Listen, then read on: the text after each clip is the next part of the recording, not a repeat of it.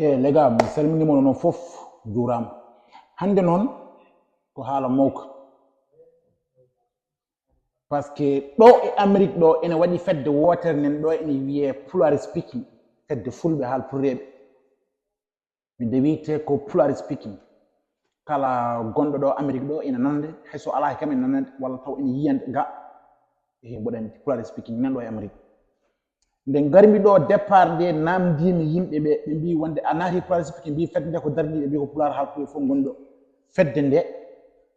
nafoore mayre kala mayɗo nawre Afrique mbimi tan mbimi so mayi ɓeddoɗo ham geeƴi narande fedde haɓe jogii galle haɓe jogii million ŋaji dollar uji yimɓe men nena ngara en jogii probléme adressage enen jogii probléme to jippi enen jogii gandanɗo hoorema probléme banque financement fof mais fedde Pulaaru speaking nan ɗo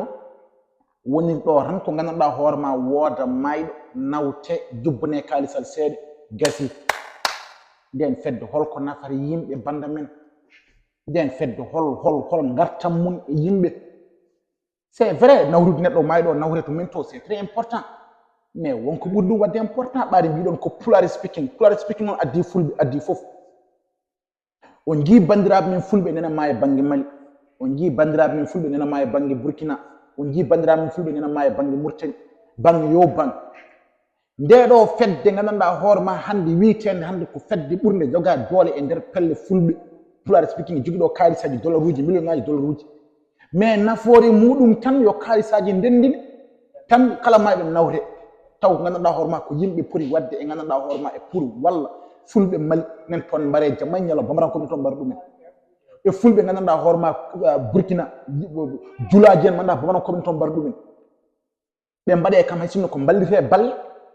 yimɓe balle kono ala haynde coronavirus ari ɗo de yimɓe natti liggade a yita Pulaaru speaking waɗi hen ballo mum ala wodan mayɗo tan kaalisal seeɗa jubbe hen nawe ko joɓe joom suudu muɗum walla yumum rokke gasi est ce que ɗum ko hunde fonde wonde banda men kaalis ganduɗa hoorema Pulaaru speaking nafa tan ko neɗɗo ma e nawre taw bandiraɓe men fulɓe nena ma e banggue Mali enen to mbare bana ko nen toon mbara ɗumen ngala hayto koƴ bandiraɓe men fulɓe nena ma e banggue Mauritanie nen toon injustice bandiraɓe men fulɓe nena ma e banggue ganduɗa hoorema banggue Burkina mballa ala fo noon kaalo ɗum ful wiyetede ko Pulaaru speaking jogui hande ɗeɗo balle ɗiɗo kaalisaji hande ala ko handir ɗiɗo kaalis so wona neɗɗo ma e nawre banda men on kaalis holko nafata mayɗo